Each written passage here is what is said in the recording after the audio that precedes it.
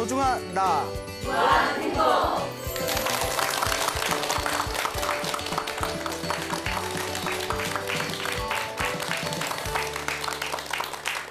예, 만나서 반갑습니다. 반갑습니다. 예, 광우 스님이라고 합니다. 제가 항상 말씀드리죠. 우리 앞에 펼쳐진 행복과 불행은 누가 지은 업이다? 내가 지은 업입니다. 그래서 행복해지기 위해서는 복과 선업과 공덕을 많이 쌓아야 됩니다. 불교의 기본적인 세계관은 윤회입니다. 윤회. 그래서 이 윤회, 지옥, 악귀, 축생, 아슈라, 인간, 천상, 굉장히 자주 얘기했는데 또 처음 듣는 듯한 표정을 짓는 분들이 계세요. 그래서 이 6가지 세계를 돌고 돈다고 했죠. 그래서 불교에서 말하는 깨달음은 이 6가지의 돌고 도는 윤회의 세계에서 벗어나서 이 윤회에서 벗어난 완전한 자유와 영원한 행복을 얻는 거. 그게 불교에서 말하는 깨달음의 의미가 되겠죠. 근데 우리가 이 윤회 안에 있는 이 윤회 안에서 돌고 도는 이 입장에서 봤을 때 이 윤회의 흐름 속에서 내가 지은 업은 내가 받을 수밖에 없습니다.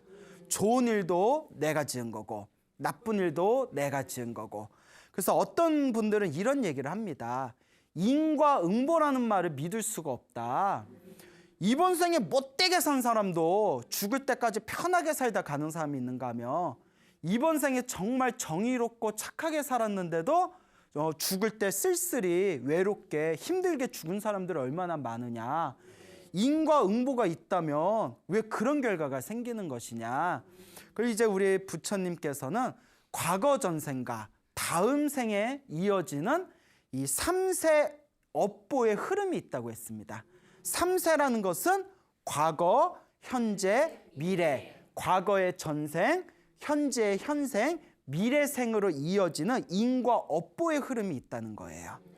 그러니까 이번 생에 못된 짓을 했는데도 잘 먹고 잘 사는 사람들은 그만큼 전생에 지어놓은 복이 있어서 그런 거예요.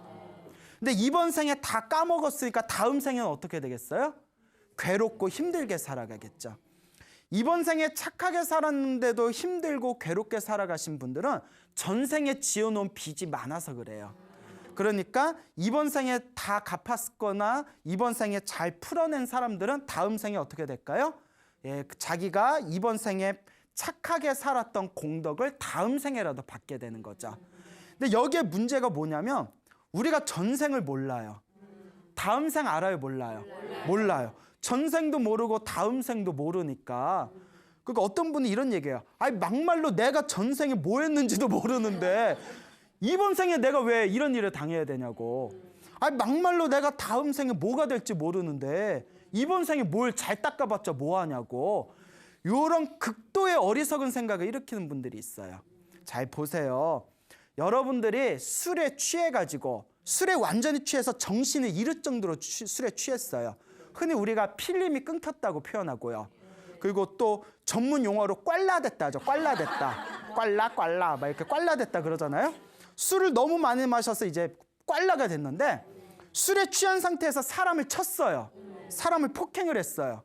그리고 경찰서에 잡혔는데 술에서 깼어요. 술에서 깼는데 자기가 기억이 안 나는 거예요. 그때 이 폭행을 한 술 취했던 사람이 내가 술 취했을 때 내가 모르고 한 짓인데 내가 왜 벌을 받아야 되냐 하며 그 말이 맞아요? 틀려요? 틀리죠. 내가 기억 못한다고 해서 내가 지은 내 폭행죄가 사라지는 건 아니잖아요. 그와 같이 전생에 지은 내 업이 기억이 안 난다 하더라도 결국 누가 지은 업이다? 그러니까 누가 받아야 돼요? 다 알잖아. 근데 왜 따지고 들어? 미안해요. 순간 흥분했나 봐요. 그래서 내가 전생이 기억이 안 난다고 해서 내 업이 사라지는 게 아니고, 그리고 또 중요한 게 있습니다. 내가 다음 생에 뭐가 될지 모르지만 내가 지은 업은 반드시 누가 받는다? 내가 받으니까 이번 생에 잘 닦아놔야 다음 생에 다시 태어날 때 더 좋은 몸으로 더 좋은 환경에 태어날 수 있다는 거죠. 이번 생에 닦아놓은 거 하나도 없으면서 다음 생에 이상한 몸 받아버리고 이상한 데 태어나서 왜 내가 이런 괴로움을 당해야 돼? 아이고 내가 전생에 무슨 업을 졌길래 아이고 내 팔자야 이래봤자 누가 들어줄 사람이 있다 없다? 없다. 철저히 내가 지은 업은 내가 받는 겁니다. 그리고 전생이라는 게 분명히 있는 게 수행 열심히 하고 기도 열심히 하면 자기가 보여요. 실제로 우리 스님들이나 주변의 불자님들 중에 명상 수행을 열심히 했거나 기도 수행을 열심히 해서 자기 전생을 보신 분들이 덜어 있습니다. 옛날엔 더 많았대요. 근데 현대인이 될수록 기도나 명상을 열심히 해도 전생을 보는 사람들이 줄어든 게 물질 문명에 그만큼 마음이 탁해져서 그렇대요. 옛날 사람들 좀 마음이 순수했잖아요. 그러니까 기도를 좀 열심히 하면 자기 전생도 보고 이런 분들이 많았는데 현대에 들어올수록 명상을 하거나 기도를 하다 보면 아, 요새 현대인들은 마음이 굉장히 옛날보다 탁해졌구나라는 걸 느낄 수가 있습니다. 그러니까 여러분들도 전생이 궁금하세요? 기도를 열심히 해보세요. 그러면 전생에 보일란가 말란가 모르겠다만은 뭐 여하튼 하여튼 기도를 열심히 하거나 명상 수행을 열심히 해서 전생을 보신 분들이 있습니다. 자, 그리고 저랑 굉장히 친하게 지내시는 스님이 있는데 이 스님은 저처럼 농담도 잘 안 해요. 저는 막 농담도 잘하고 막 우스갯소리도 잘하니까 제가 뭘 진지하게 얘기해도 사람들이 진짜? 이렇게 약간 의심을 하거든요. 이게 농담 좋아하는 사람들의 어떤 단점이에요. 그런데 그 스님은 정말 뭐 타고난 선비 같은 분이라서 농담도 잘 안 하고 말도 묵직하시고 오직 수행만 하시는 아주 젊은 스님인데 제가 참 좋아하는 스님이에요. 지금도 선원에서 열심히 공부하고 있는데 그분이 21일 동안 기도를 했어요. 21일 동안 기도를 하면서 놀라지 마세요. 타고나기가 그 옛날 이렇게 사극에 보면 약간 그 머슴 같은 스타일 있잖아요. 등치 이렇게 작고 통뼈에다 등치 있고 뭐 마님 뭐 막 약간 이런 스타일 있잖아요. 그런데 힘이 좋아서 그렇고 막 믿음이 있으니까 20일 동안 잠을 안 자고 연불을 한 적이 있었대요. 21일 동안. 체력도 좋아요. 나는 한 뭐 3일만 잠 안 자도 막 헬렐레 그러는데 21일 동안 잠을 안 자고 기도를 하다가 여기 눈썹 사이 미간 있잖아요. 눈썹 사이 미간에 빛이 번쩍이면서 여기 뭐가 펑 하고 터지면서 21일 동안 잠을 안 자고 기도했대. 자기 전생이 싹 보이더래요. 그 스님이 저한테 직접 해준 얘기예요. 예. 근데 제가 분명 말씀 농담도 잘 안 하는 스님이고 말도 아주 묵직하고 언행이 일치가 되는 스님이에요. 그러니까 제가 광우 스님이 눈이 번쩍해가지고 전생을 봤다며 사람들이 믿어야 돼 말아야 돼. 제 앞에서 이랬죠. 다 보이거든요. 그 스님 말은 정말 믿을만해요. 그래서 그 스님 이야기를 듣고 같이 차 마시면서 그 얘기를 다 들으면서 저도 엄청나게 감동을 받은 적이 있었습니다. 그러니까 자기가 수행해보면 알아요.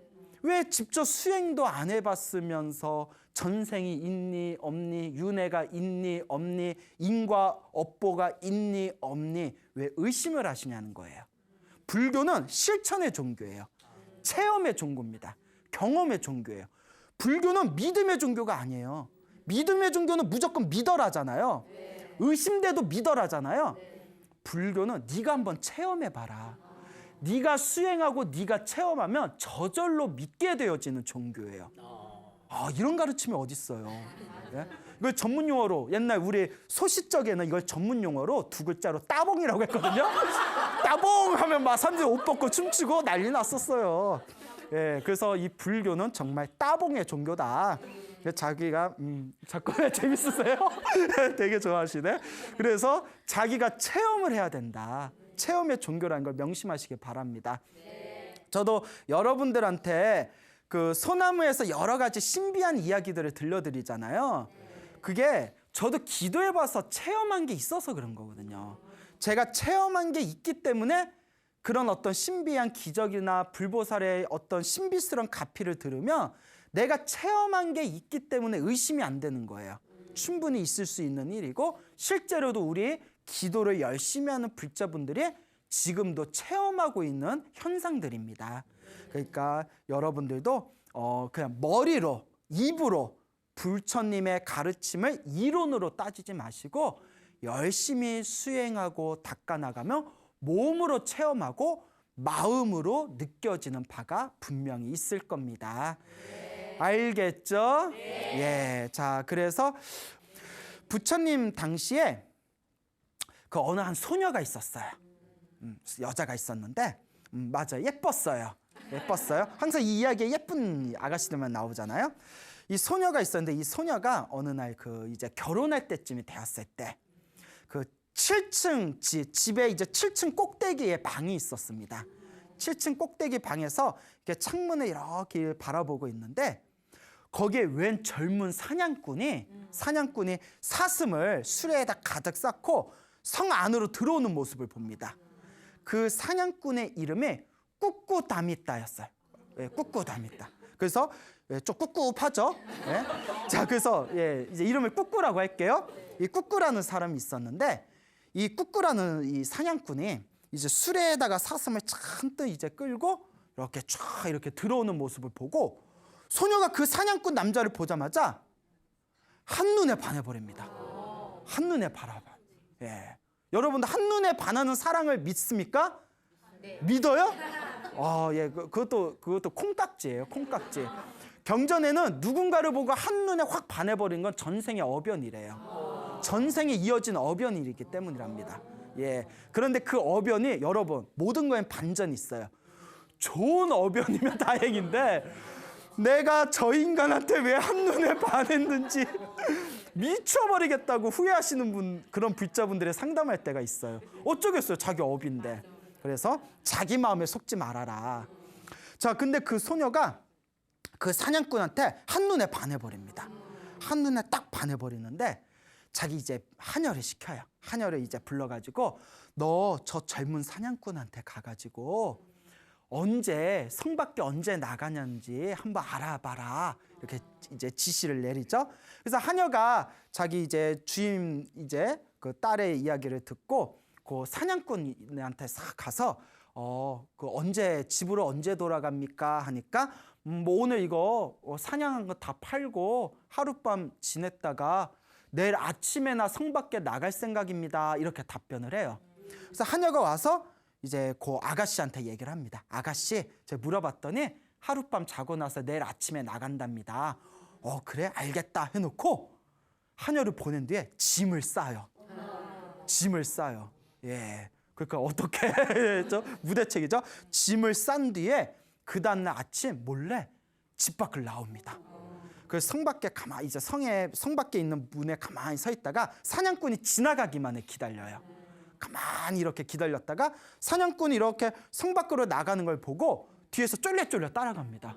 한눈에 보고 반해서 미쳤어. 이거 미친 거야. 이거 아무리 책에 나오지만 이거 좀 제정신이 아니죠. 그 남자가 어떤 남자인 줄 알고. 그러니까 따라가요. 여튼. 근데 우리 이야기니까 너무 감정이입하지 맙시다. 막 따라가니까 사냥꾼이 흑기롭게 쳐다보는 거예요.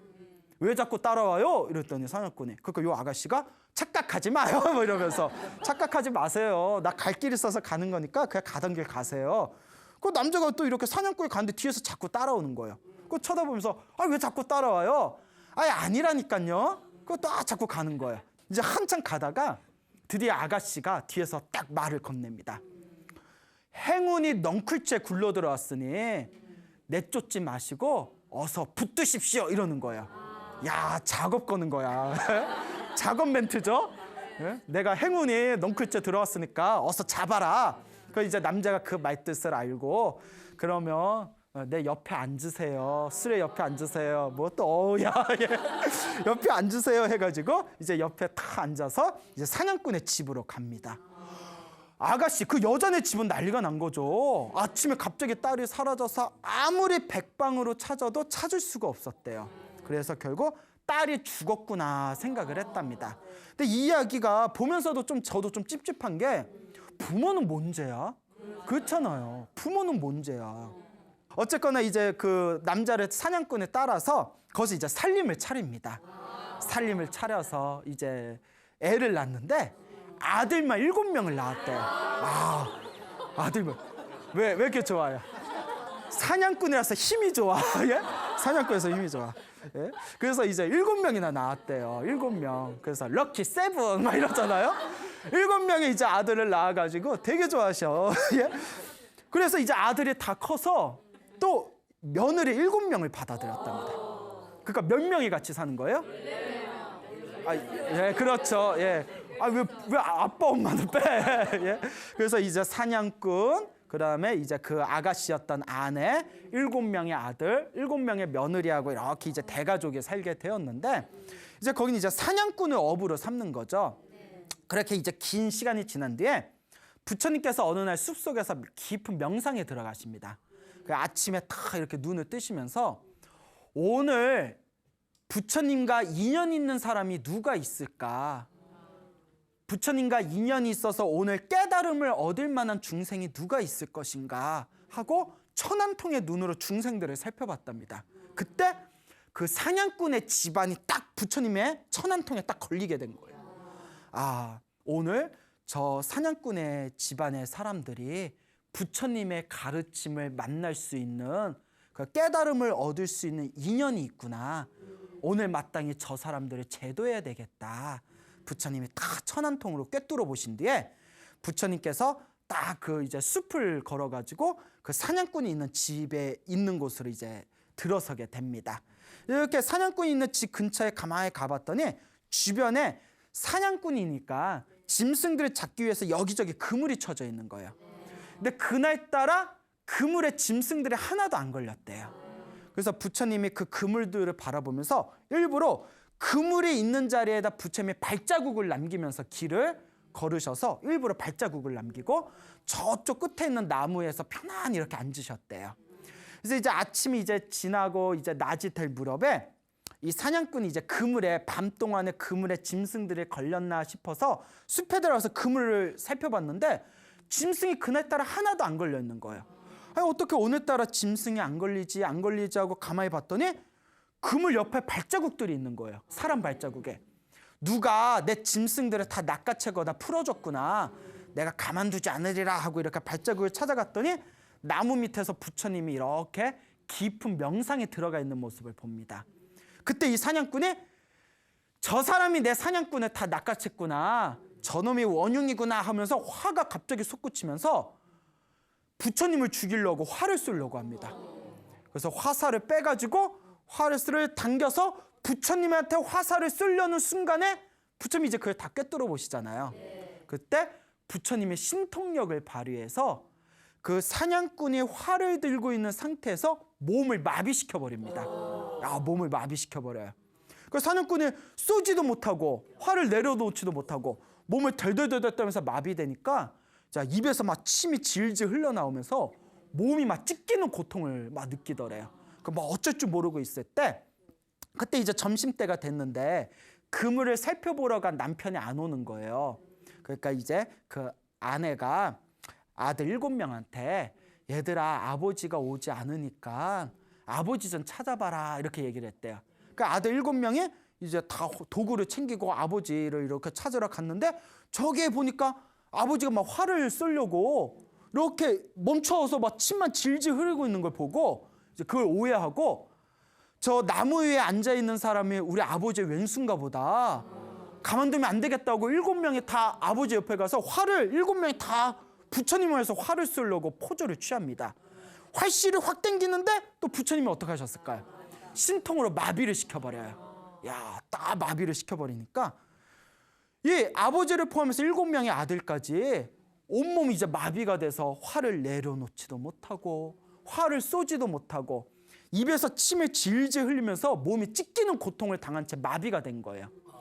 그러니까 요 엄마하고 며느리도 막 걱정이 되니까 이 아내 엄마가 되는 이 사냥꾼의 아내가 며느리들한테 야 이거 아무래도 다 무슨 일이 생겼나 보다. 우리 다 함께 가보자고 며느리 7명을 데리고 숲을 찾아다니다가 저 활을 쏘려고 이제 서 있는 남편하고 7명의 아들을 본 거예요. 왜들 저러? 왜 이렇게 침을 흘리고 저러고 있지? 가까이 갔는데 나무 밑에 부처님이 이렇게 앉아 있는 모습을 봅니다. 이때 요 아내가 이제 불심이 있던 사람이었던 거예요. 출가 전부터 불심이 있던 사람이라서 부처님인 걸 확인하고 아버지, 내 아버지예요. 아버지한테 화를 쏘지 마세요. 아버지를 해치지 마세요라고 소리를 질렀대요. 이제 부처님에 대한 공경심 때문에 아버지라고 표현한 거예요. 이제 정신적인 아버지잖아요. 내 아버지예요 하니까 사냥꾼이 아이고 장인어른이었어? 내가 미쳤지. 장인어른한테 내가 이게 무슨 짓이지? 그 옆에 있는 아들들은 외할아버지였어? 와 대박 대박 나 처음 봐. 외할아버지였어? 우리 미쳤나 봐. 이거 어떡하지? 이러고 있을 때 이제 그 활을 들고 있는 그 사냥꾼과 사냥꾼의 아들 7명의 마음에서 그 어떤 화나는 마음이 가라앉고 부끄러움이 솟구치게 됩니다. 하마터면 장인어른을 죽일 뻔했구나. 하마터면 외할아버지를 죽일 뻔했구나. 이렇게 부끄러움이 막 솟구치는 걸 부처님이 꿰뚫어 보시고는 아 이제 됐다 싶어서 몸의 마비에서 풀어줬대요. 몸의 마비에서 다 풀어주니까 그때서 이제 넙죽 인사를 올립니다. 그래서 이 사냥꾼과 사냥꾼의 아내와 7명의 아들과 그 며느리들이 부처님이 이제 집으로 모십니다. 그리고 부처님 앞에서 절을 올리고 이렇게 무릎 꿇고 있을 때 부처님께서 법문을 하십니다. 부처님께서 이제 부처님의 가르침의 법문, 인과 업보와 이 선업의 공덕과 그리고 이 생사윤회의 무상함과 그 윤회에서 벗어나는 방법에 대해서 다 이렇게 설법을 하시면서 그 부처님의 설법을 들었던 그 자리에 있던 모든 가족들이 첫 번째 깨달음을 얻게 됩니다. 이 첫 번째 깨달음. 그래서 불교에서는 아라한이 되기 위해서는 4가지 깨달음이 있지 않습니까? 첫째가 수다원가, 그 다음에 사다함과, 그 다음에 아나함과, 마지막에 아라한과 해가지고 4단계의 깨달음이 있는데 첫 번째 깨달음이 뭐라고요? 예, 수다원. 이번에는 대답을 하셨네요. 하도 많이 들으셔서. 첫 번째 깨달음 수다원가를 얻게 됩니다. 수다원가가 대단한 깨달음이에요. 수다원가를 얻으면 일단 5계를 완벽하게 지키게 되고요. 저절로 5계를 지키게 된답니다. 살생하지 말라, 도둑질하지 말라, 거짓말하지 말라, 그다음에 사음하지 말라, 술 마시지 말라라는 5가지 계율을 저절로 완벽하게 지키게 되고요. 부처님의 가르침에 대한 완벽한 믿음이 세워진답니다. 그래서 수다원가를 얻은 사람은 이 지구가 박살이 나도 부처님에 대한 믿음이 흐트러지지가 않는답니다. 그리고 수다원가를 얻게 되면 7번 태어날 동안, 몇 번 태어날 동안? 7생 안에 태어나고 죽고 태어나고 죽는 7생 안에 아라한과를 얻는답니다. 그 수다원가가 엄청나게 높은 경지예요. 1단계 깨달음이지만 그 가족들이 다들 무엇을 얻었다? 수다원가를 얻게 됩니다. 그래서 이제 수다원가를 얻게 되고 부처님께서 이제 절로 돌아오십니다. 그러니까 그때 부처님의 시자였던 아난스님께서 부처님 하루 종일 어딜 그렇게 갔다 오십니까? 하니까 부처님께서 나는 저 사냥꾼의 가족들에게 갔다 왔다. 저 사냥꾼의 가족들은 모두 수다원가를 얻게 되었다. 수다원가를 얻었기 때문에 부처님에 대한 부처님 가르침에 대한 확고하고 완벽한 믿음이 세워지게 되었다. 저들은 다시는 살생하지 않을 것이다. 왜냐하면 아까 그랬잖아요. 수다원가를 얻으면 무엇을 완벽하게 지키게 된다고요? 5개의 첫 번째가 뭐예요? 살생하지 말라. 그게 이제 저절로 살생을 안 하게 되는 거예요. 저 사냥꾼의 집안은 이제 수다원가를 얻어서 완벽한 믿음이 세워졌기 때문에 또 5계를 완벽하게 지키게 되기 때문에 더 이상 살생을 저지르지 않게 될 것이다 라고 이제 말씀을 하십니다. 그날따라 이제 저녁에 스님들이 모여가지고 대화를 나눴대요. 이 스님들끼리 무슨 대화를 나눴냐면 야 오늘 부처님께서 저 숲에 가서 사냥꾼 가족들을 모두 제도하셨대. 야 평생 동안 사냥을 하면서 살생을 했던 사람들인데 도대체 전생에 어떤 인연이 있어서 부처님 법문 한마디에 깨달음을 얻게 된 거냐. 정말 신기하다. 막 이런 대화를 나눴대요. 그때 부처님께서 지나가다가 그 스님들의 대화를 듣고는 부처님께서 그 방에 들어가십니다. 그 부처님께서 다음과 같은 법문을 하십니다. 그 사냥꾼 가족이 모두 깨달음을 얻게 된 것도 다 누가 지은 어변이다? 자기가 지은 어변이다. 자기가 지은 어변이고 그 깨달음을 얻게 된 것도 전생에 자기들이 지었던 선업의 힘이다라고 말씀을 하셨답니다. 그리고 과거 전생 이야기를 해주십니다. 이게 아주 재밌는데요. 우리가 한번 생각해 볼 게 굉장히 많은 내용인데요. 석가모니 부처님 이전에 부처님을 무슨 부처님이 출연하셨다고 했죠? 기억나세요? 그렇죠. 가섭불. 대단하세요. 예, 이제 대답들을 잘하시네요.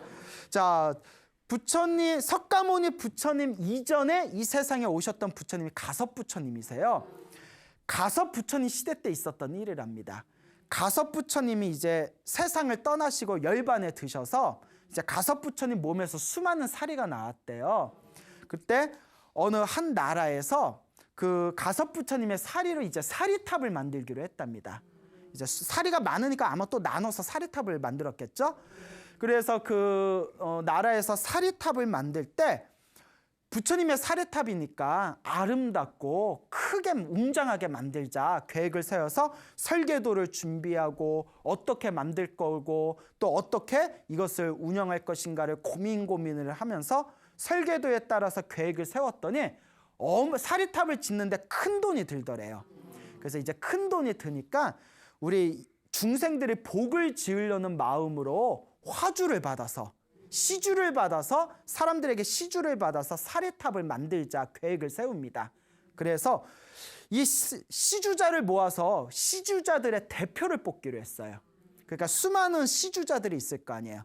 보시를 한 수많은 시주자들의 대표를 뽑기로 했는데 그 한 마을의 부자와 큰 도시의 부자 2명이 경쟁이 붙었대요. 서로 시주자의 대표가 되려고. 예나 지금이나 벼슬 여기에 관 쓰는 건 좋아해요.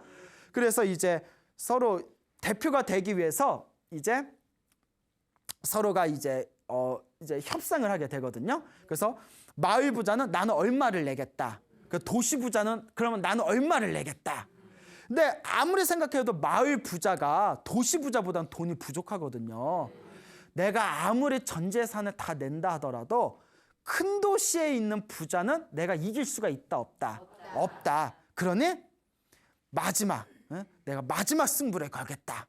그래서 올인을 합니다. 올인.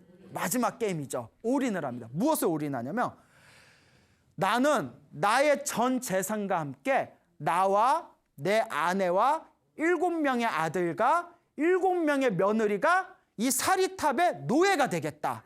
종이 되겠다. 선언을 합니다. 예, 엄청난 신심이죠. 여러분 노예 되면서까지 예? 불자가 되고 싶어요, 안 되고 싶어요? 아니요, 뭐 대놓고 아니요. 예, 그래. 그러니까 예. 그분은 우리 전 재산을 다 보시하고 어차피 돈으로는 못 이기니까 도시 부자를 나와 내 아내와 7명의 아내와 7명의 아들과 7명의 며느리가 이 사리탑의 노예가 돼서 평생 사리탑을 위해서 헌신하겠다 선언을 딱 하는 거야. 그때 그 회의를 주재하는 사람들이 모두 감동을 받습니다. 전 재산을 팔아서 시주하는 사람, 보시하는 사람이 있다는 얘기는 우리가 들어봤지만 스스로 노예가 되면서까지 보시하는 사람은 우리는 들어보지 못했다. 이 게임의 승리자는 누구다? 라고 해놓고 뜬금없이 도시 뭐 이래버리면 황당하겠죠. 마을의 이 부자야말로 진짜 이 사리탑의 이 시주자의 대표가 될 만한 믿음을 가진 사람이다 하면서 시주자 대표의 이름을 그 마을 부자의 가족들의 이름으로 올립니다. 그리고 그 회의에 주재하는 사람들이 저 사람들이 노예가 되겠다는 마음, 정성만 받고 노예에서 풀어주자 해놓고 이제 노예에서 풀어주게 됩니다. 그렇잖아요. 예, 어차피 부처님의 법을 믿는 불자들인데 노예가 되겠다고 또 써먹기에는 그렇잖아요. 그래서 마음만 받겠습니다. 당신의 그 마음만으로도 대표가 될 만합니다. 자, 그래서 이제 노예가 되는 거는 이제 당신이 다시 정상인으로 시민으로 이렇게 복귀를 시키겠습니다라고 이제 선언을 하게 되고요. 여기에 이제 또다시 감동을 받은 이 마을 부자는 비록 노예 신분에서 벗어났지만 가족들과 함께 평생 동안 죽을 때까지 그 사리탑을 위해서 헌신을 했다고 합니다. 가섭 부처님의 진신사리를 모셔놓은 사리탑에 그와 같은 정성스러운 마음을 일으킨 그 공덕의 힘에 의해서 그 마을 부자의 아내와 7명의 아들과 7명의 며느리들이 죽은 뒤에 모두 천상세계에 태어났답니다. 하늘세계에 태어나서 무량한 그런 어떤 쾌락과 행복을 누린 뒤에 석가모니 부처님이 세상에 출현하신 시대에 다시 인간 세상에 태어났다는 거예요. 그런데 중간에 뭔가 이제 서로의 또 어변이 달랐는지 부인이었던 사람은 부잣집 딸로 태어나고, 그 마을 부자였던 남편은 사냥꾼으로 태어나고, 그리고 그 부잣집 딸로 태어난 아가씨가 사냥꾼을 보고 한눈에 반하게 된 거는 전생에도 부부였던 인연 때문에 이번 생에 한눈에 반하게 됐다는 거예요.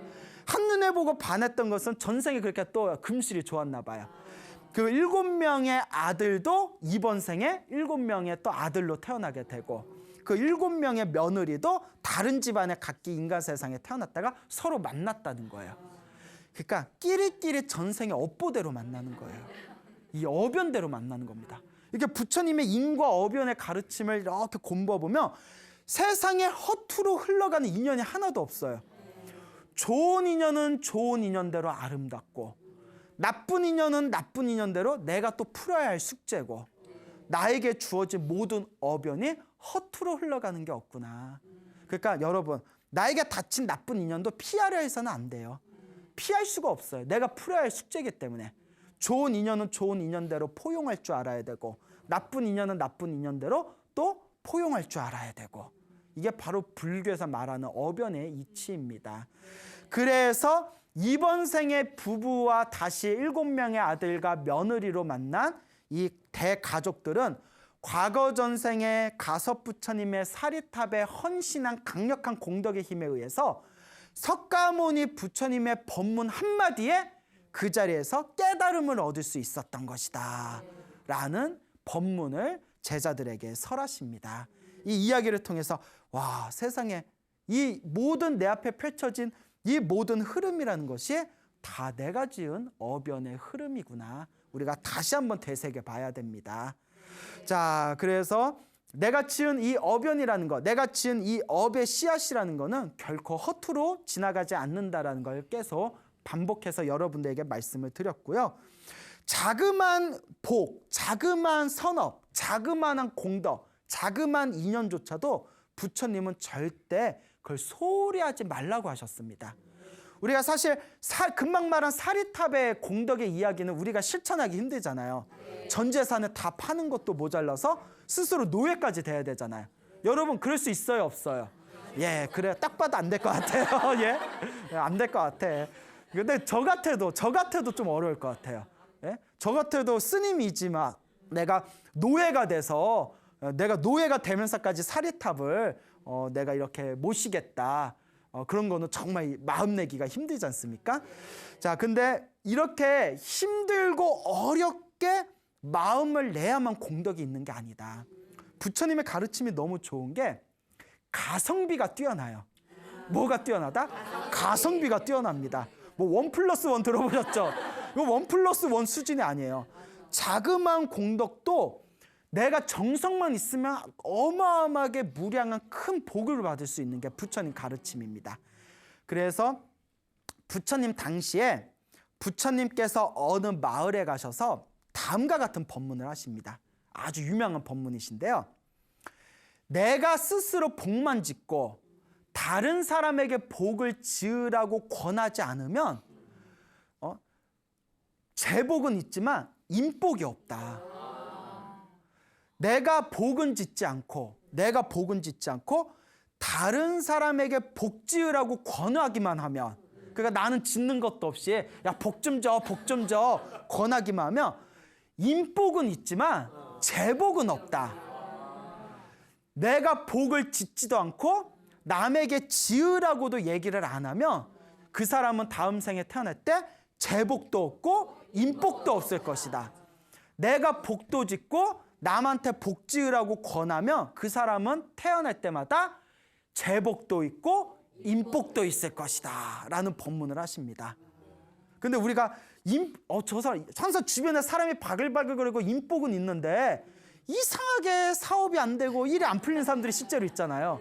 그게 인복은 있는데 재복이 없는 거고, 정말 사람들이 손가락질하면서 저 사람은 인덕도 없고 복도 없는, 인복도 없는 사람이라고 해서 주변에 친한 사람 하나도 없는데도 하는 일마다 사업이 잘 되는 사람들 있잖아요.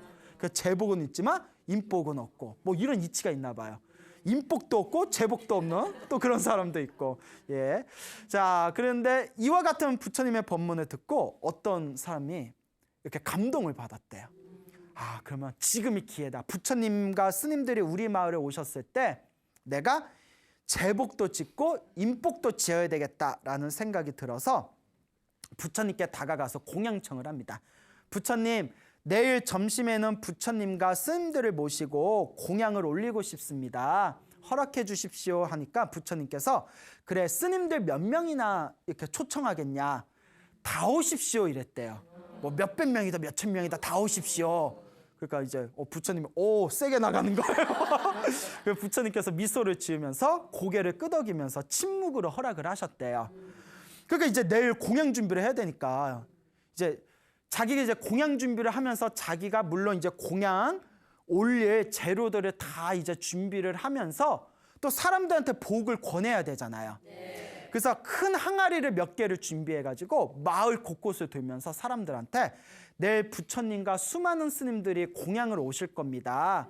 그러니까 공양을 올릴 수 있게 재료를 보시하십시오. 뭐 꿀도 좋고 쌀도 좋고 기름도 좋고 쌀도 좋습니다. 설탕도 좋습니다. 보시하십시오 해서 사람들이 자기 형편껏 보시를 올렸대요. 신도들을 올리는 보시를 항아리에다 다 모았답니다. 그 어느 부잣집을 또 찾아갔대요. 이렇게 마을에 다니다 부잣집을 갔는데 이 부자가 엄청 인색한 사람인 거예요. 엄청 인색한 부자인데 와서 부처님과 스님들께 보시에 올릴 거니까 복을 좀 지으십시오 이러니까 이 인색한 부자가 속으로 못마땅한 거예요. 괜히 일 벌려가지고 사람 피곤하게 하고 있어 이씨발 이러면서. 근데 또 안주게 또 체면이 있잖아요. 그래서 쌀 몇 알, 쌀 이렇게 쌀톡, 그거 꿀 몇 방울, 그거 참기름 몇 방울, 그거 콩 몇 알, 그거 설탕 그냥 뭐 이렇게 몇 스푼, 그 큰 알이에다 그것만 이렇게 담았대요. 정말 인색하죠. 예, 그냥 우리 같으면 화딱지에서 야 하지 마, 야, 더러워 이럴 수도 있는데 또 그러면 안 되잖아요. 자그마한 거라도. 그러니까 이제 그 항아리를 딱 받아서 옆에다 따로 이렇게 놓더래요. 옆에다 따로 놓고 지나가니까 갑자기 인색한 부자 가슴에 뭐가 탁 걸리더래요. 이거 사람들한테 나 놀리는 거 아니야?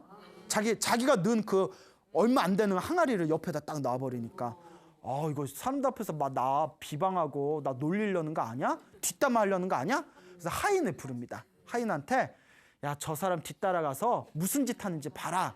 그러니까 하인이 이렇게 뒤따라갔대요. 아니 인색한데 또 의심병까지 있어.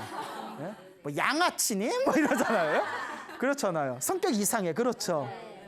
그래서 이제 몰래 하인이 뒤따라가니까 집집을 다 돈 뒤에 모아놓은 그 항아리를 큰 항아리 한 군데에다 다 붓더래요. 그리고 그 인색한 부자의 그 항아리도 듣더니 이 부자에게 무량한 복이 있기를 하고 정성스럽게 축원하면서 항아리에 다 붓더래요. 이 부자에게 무량한 복이 있기를. 하인이 그 얘기를 딱 듣고 이제 그 인색한 부자한테 와가지고 사실대로 얘기했더니 부자가 진짜? 하면서 의심을 못 버리는 거예요. 그래서 어쩌면 내일 공양할 때 나를 사람들이 다 모였을 때 부처님과 스님들과 일반 사람들, 시민들 앞에서 나를 놀릴 수도 있다. 내일 내가 직접 가서 내가 한번 확인해 봐야겠다. 만약 나를 놀린다면 내가 이 칼로 찔러 죽이리라 하고 칼까지 챙겼대요. 예, 못됐죠? 근데 살다 보면 못된 사람들 많아. 뉴스 봐요. 뉴스 보면 막 묻지마 폭행 이런 거 있잖아요. 이상해요. 다 전생에 업보들이 두꺼워서 그래요. 그래서 이제 칼을 품에다 딱 들고 다음날 이제 공양 시간에 딱 가게 됩니다. 그러니까 부처님과 수많은 스님들이 준비해 놓은 자리에 다 여법하게 앉고 그 항아리에다 보시를 조금씩이라도 올렸던 수많은 신도들이 다 모여서 부처님과 스님들한테 다 공양을 올리는데 그때 이제 공양을 올리기로 약속한 그 사람이 부처님께 딱 가서 부처님 앞에서 다 인사를 올리면서 거룩하신 세존이시여, 이 마을에 있는 수많은 사람들이 조금씩이라도 다 정성껏 모은 공양의 재료로 이와 같이 부처님과 스님들에게 올릴 공양물을 준비했습니다. 이 공양을 올린 모든 분들이 무량한 복을 얻기를 축원해 주십시오라고 청을 올렸대요. 그때 조금이라도 나를 놀리려는 마음이 있으면 내가 칼로 찔러 죽여야지 하고 거기에 참석했던 인색한 부자가 그 얘기를 듣고 충격을 받은 거예요. 정말 내가 쪼잔했구나. 정말 내가 속이 좁았구나. 그래서 뱅댕이 소갈딱지 이러잖아요. 뱅댕이 소갈딱지. 아, 정말 나는 정말 부끄럽고 정말 나는 수치심도 없이 다른 사람을 의심하던 사람이었구나 하고는 가슴이 확 복받쳐가지고 그 자리에 가운데 딱 올라가서 그 인색한 부자가 공양을 받으려고 돌아다녔던 그 사람에게 무릎을 꿇고 사죄를 합니다. 눈물을 펑펑 쏟으면서. 그 뜬금없잖아요. 공양 올리는데 막 울고 있으면. 근데 이게 행사할 때 이거 민폐예요. 예?